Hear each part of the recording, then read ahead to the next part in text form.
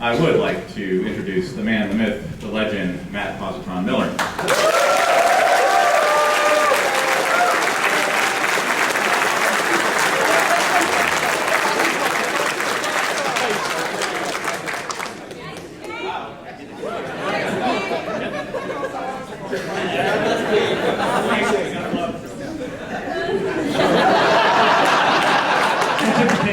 The K-pop Jack's cold dead body.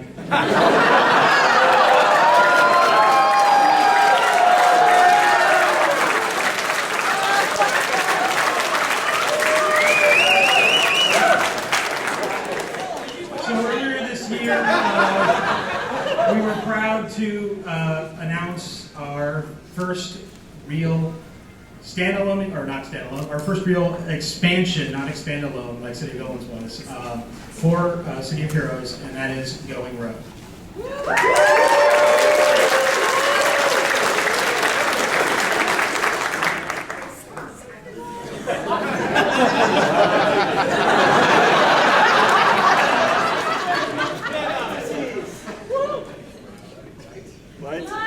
Lights.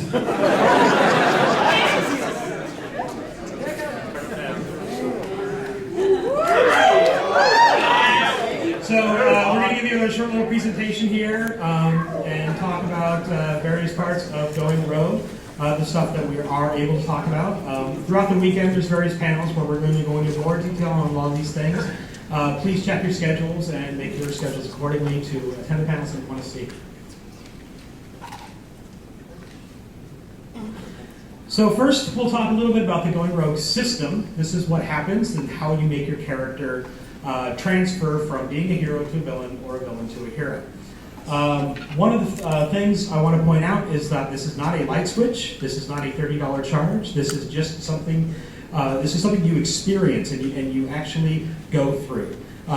We've designed moral missions around the concept of a hero falling from grace or a villain redeeming themselves. So a hero that's falling is a vigilante. Vigilantes, they feel they're above the law. You know, they really, you know, have their own sort of code that they abide to. Characters from comics that you may recognize would be the Punisher and even Batman to a certain degree.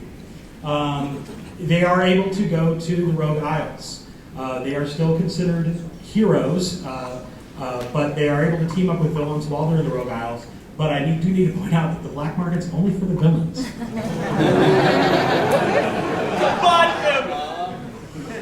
And a villain that's trying to redeem themselves is a rogue. Some classic rogues you may have heard of would be like Lando Calrissian, Catwoman, maybe Sarah Palin, I don't know.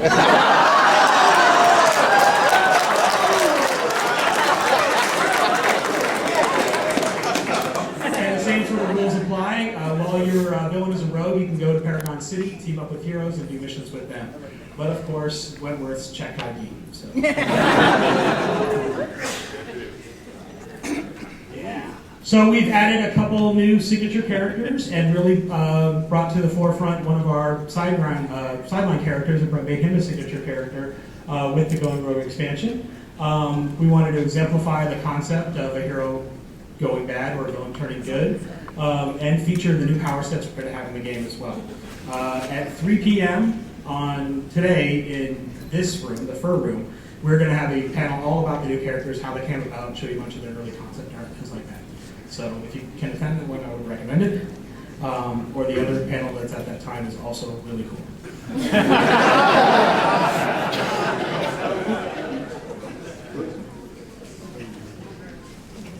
So this is Maelstrom. He is our signature fallen hero. He's sort of our homage to John Woo and Cyberpunk. He's just a badass with two pistols. He's, of course, a blaster, as he should be. And then we have Desdemona. She is our redeeming villain. And I must say that summoning villains in hot pants has never looked so good. And then this is Statesman's evil twin. Many of you have fought his armored and gussied up version in our high-end content. But this is what he looks like in his day job as Emperor. Yes, we did. Wow. And then we have the Praetorian Guard. We've updated their looks for going rogue. We got some new concept art, and we built a few new models for them. This, of course, is Mother Mayhem, which is the Praetorian Sister Psyche. Neuron, who's the Praetorian Synapse, has gotten an update.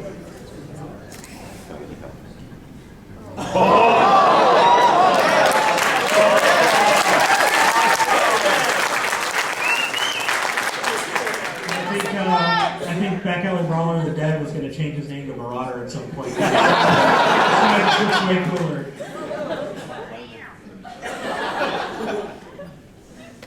So we have two new power sets in Going Rogue. We have Demon Summoning and Dual Pistols. So Demon Summoning is a mastermind power set. We were either going to do this or Clown Summoning. But we decided to leave the silly stuff to the other superhero MMO.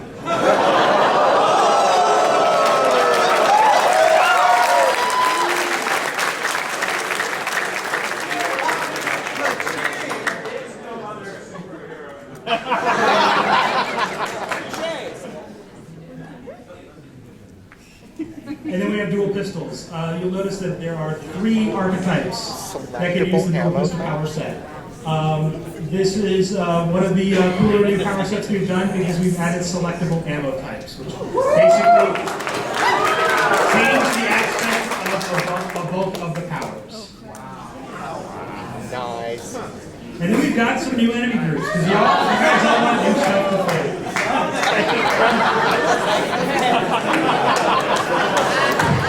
So these are the Seers, which is the psychic network of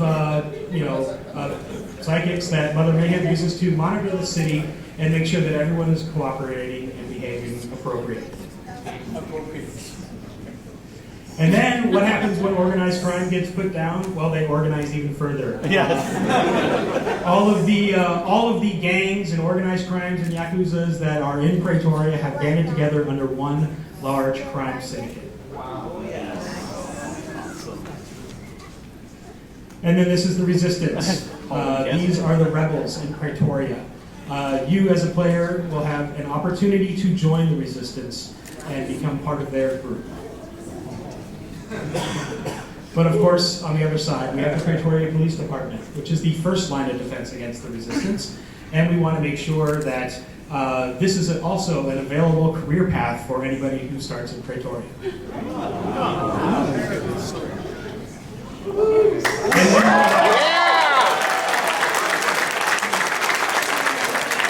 The new Praetorian Clockwork, and yes, these will be obtainable costume pieces. So what is Pretoria? Pretoria is several different zones, and it has a new storyline and a brand new tutorial being brought to the game to sort of modernize the entry-level experience that City of Heroes has. Go new content! So when you start a new game, you'll be asked if you want to be a hero, a villain, or a Praetorian. If you choose Praetorian, you are not a hero or a villain. During the tutorial, you will be given the option of joining the Resistance or becoming a loyalist. And that will basically set your tone for the types of missions that you get. But it's not set in stone, because we are going rogue. There are many options throughout the early level experience for you to experience the other side.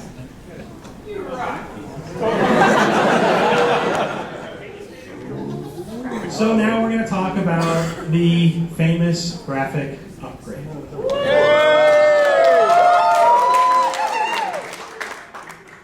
So we wanted to have a new level of graphic settings that take advantage of the high-end capabilities of the video cards that you're buying today. And we were fortunate enough to hire some Type R programmers who were able to make our dreams come true. And without, do you guys want to see it? Yeah!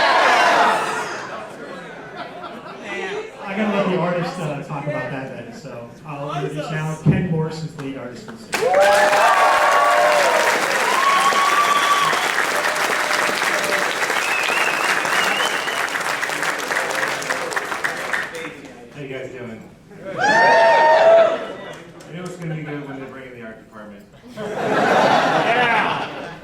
got a lot of stuff to show you. We don't have a lot of time.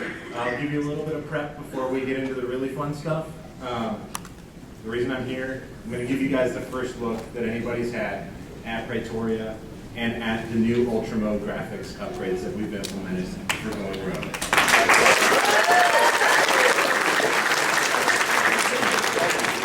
So like Matt mentioned, Pretoria is a brand new space in the City of Heroes universe. This is from the ground up. It has multiple zones and it spans epic storyline from 1 to 20. It's super cool stuff. When the team began working on Pretoria, we had kind of 3 things in mind. One, we wanted a compelling new entry point for COH.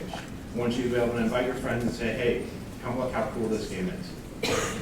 Number 2, we wanted to build a city from the ground up to provide a new, rich, immersive canvas for the designers to tell their stories. And then number 3, the Ultra Graphics mode. We wanted to provide visual enhancements across all of the City of Heroes world. We're not just enhancing Pretoria, but we're enabling you to turn on Ultra Mode throughout the Rogue Isles, throughout Paragon City, and basically put a fresh spin on everything that you've seen. And it's super what you're about to see is a really small slice of Pretoria. It's work in progress, so it's only going to get better from here. And as we explore the content, I'm going to explain to you what's going on tech-wise. I'll try and keep it simple, but also let you guys know what's happening under the hood. So without any further ado, let's take a look.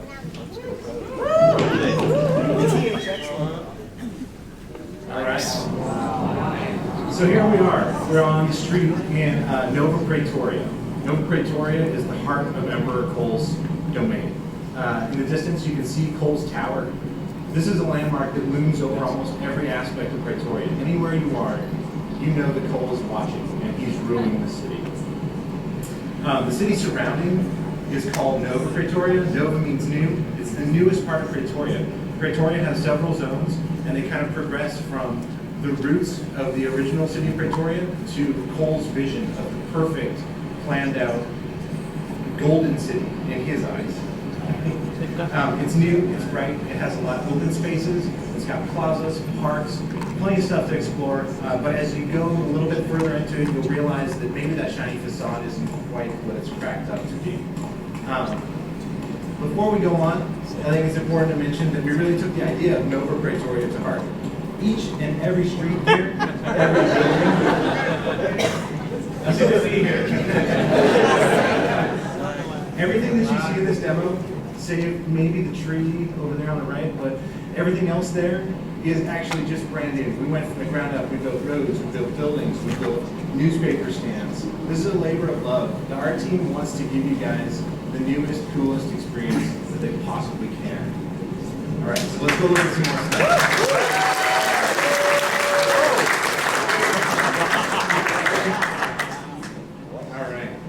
So as we enter this next area, I'm going to be highlighting kind of the major tech features that are going on here.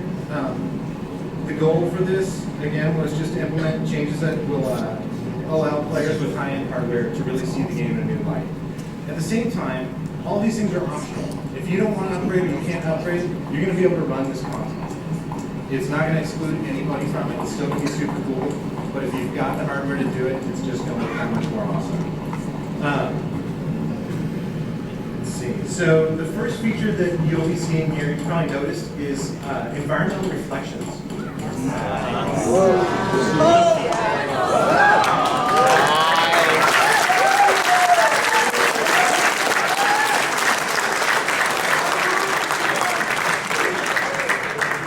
So you'll notice as we move side to side that there's actually kind of a subtle distortion that's going on as well.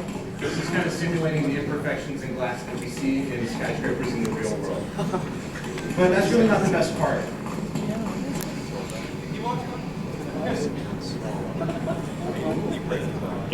Shadow. We can fly. We've added flight.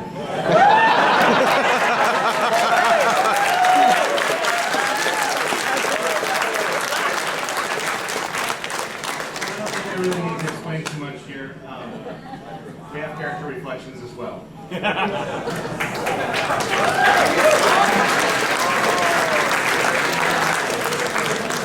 So of the technical aspect of what's going on here, for those of you who are interested, we're using kind of a hybrid solution of cube maps to handle the environment reflections and planar maps, or planar reflections to handle the character reflections. And then we're compositing those two together onto the reflective surfaces. It results in a pretty fast way to do it, and also lets us get the level of detail we want for the characters.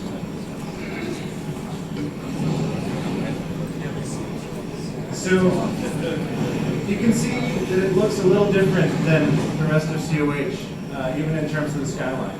Kill something.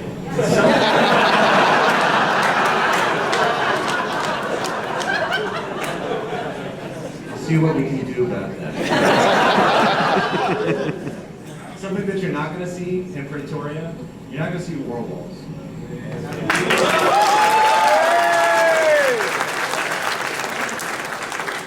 Changing what's happening in Paragon City, sorry, but the new area we wanted to have a nice, clean, unrestricted skyline and really have the feel of a contiguous city between all the zones that you're going to experience. All right, so another tech feature that we've implemented, you might notice if you look down in the courtyard. Yeah, we've got the trees, we've got the geometry, everything is casting shadows in the scene. We've implemented real-time dynamic shadows that actually change with the time of day.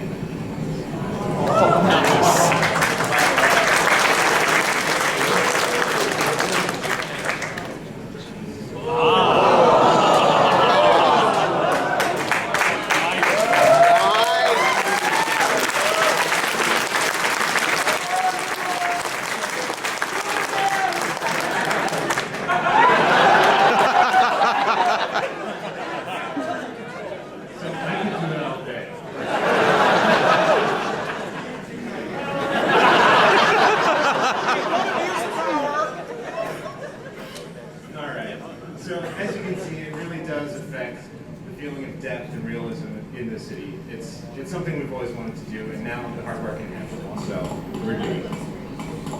We have another tech feature that's a little bit more subtle, but kind of equally important in my eyes. It jumps. And take a quick look here. The tech that we have here is ambient occlusion. Some of you guys may have seen this in other games, so maybe I'll just speed on what it is. For those of you who maybe don't know what I'm talking about yet, ambient occlusion is basically, it's the phenomena where corners, intersections, areas where light can't reach really easily, they get darkened in the real world. This really helps in games to create kind of a sense of depth and shading. You'll notice over here that we kind of have this soft shadowing going on there. If we turn it off, you can really see what it's doing. So,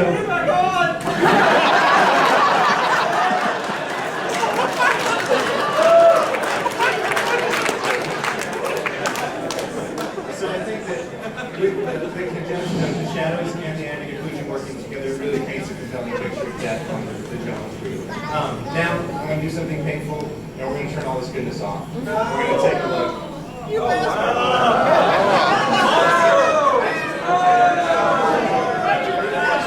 it back. All right. As you can see, it's a dramatic difference. But at the same time, you're able to experience the content. You're still going to get all the cool architecture. You're still going to get all the cool cityscapes, all the cool plazas, everything that we're doing for Going Rogue. You're going to get it, even if you can't turn on all the bells and whistles right now. But it should be a good incentive to ask for a nice Christmas present. Tax returns. Maybe I'll be So it's going to be all Christmas.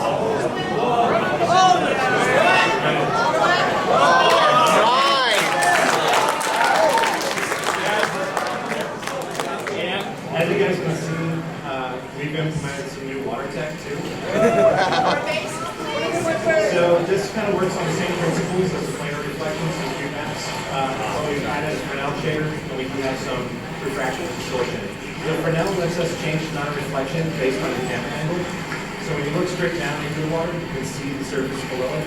And when we pull the camera back down, you're going to get a lot more of that. very nice. I can't tell you how fun it is to go cruise around the road aisles with this stuff turned on and just see yourself skimming in the water and scaling buildings reflecting. You guys can love it.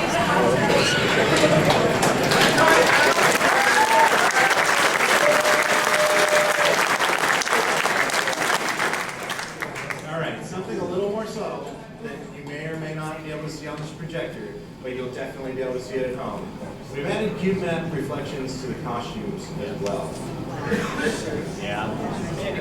If you look closely, you can see the city reflecting.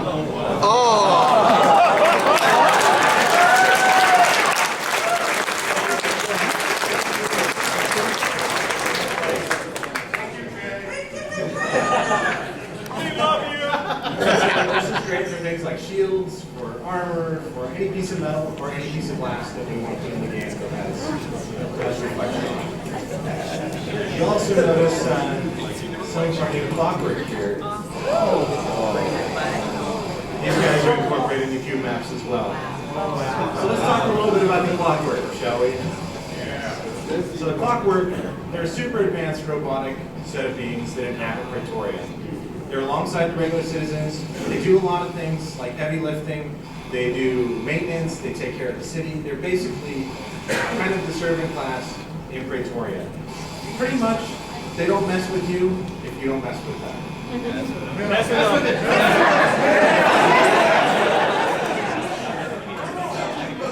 Back up.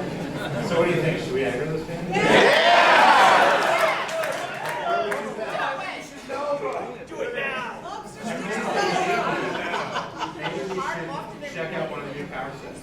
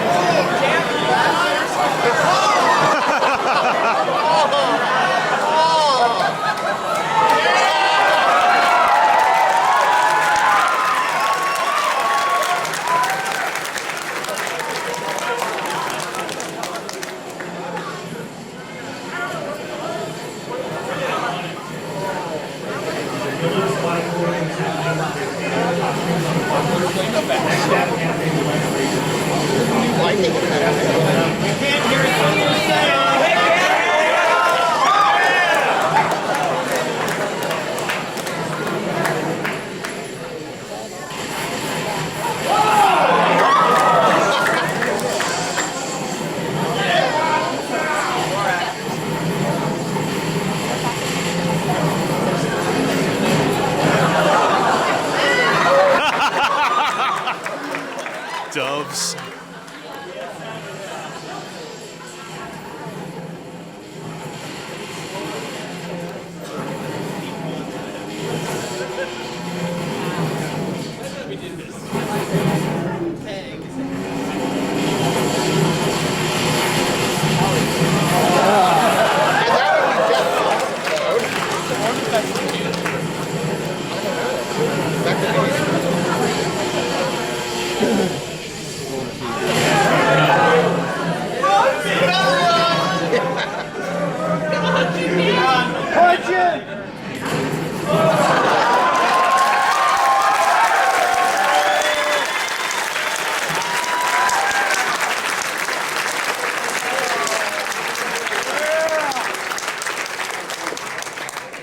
So unfortunately, that's going to wrap up what we have to show you.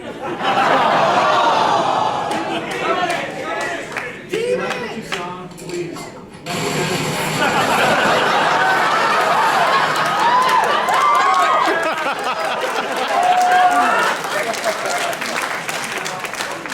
Let the devs know that you love this stuff, because everybody on the team is working super hard to take this expansion over the top.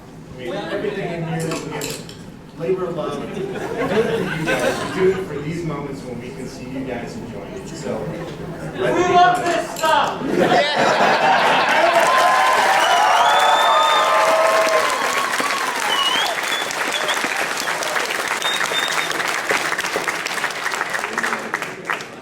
Alright, so I'm still up here, which means there's probably something else to see. Alright, so I said we were done with Pretoria. We are. But we're going to give you a little glimpse of what Ultra Mode can do for Rogue Isles of Paragon City. We're going to do it through some slides.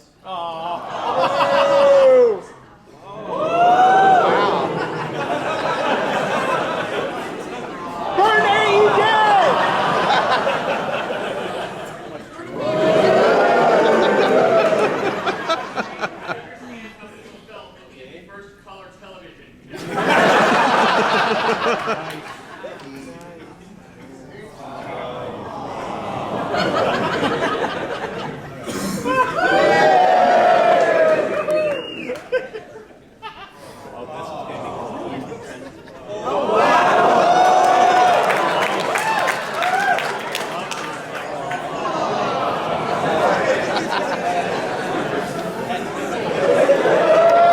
love this crowd so much.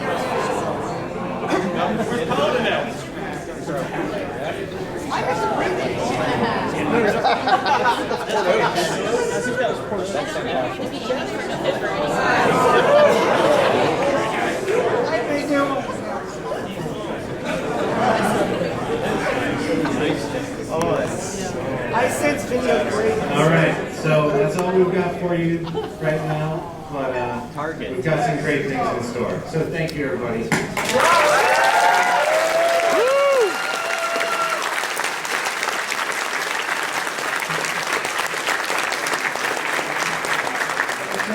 The target for our release date is second quarter of 2010. Trying to get everything done. We want to make everything as cool as you just saw, but for all of the expansion. You all want to know about the beta info, of course, because you're all signing up for the beta, I hope. And this will be starting in early 2010, as early as we possibly can.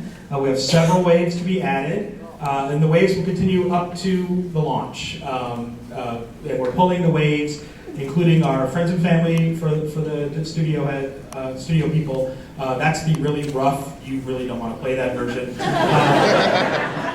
And the 5-year vets, the people who've been playing the game the longest, the loyalty program, the people who stayed subscribed from September through November of this year, and then of course the HeroCon attendees are one of the first waves to be.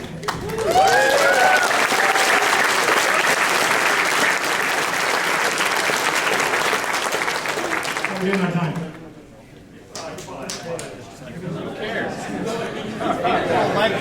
All right, we have time for a few questions. There's a microphone set up in the middle of the room.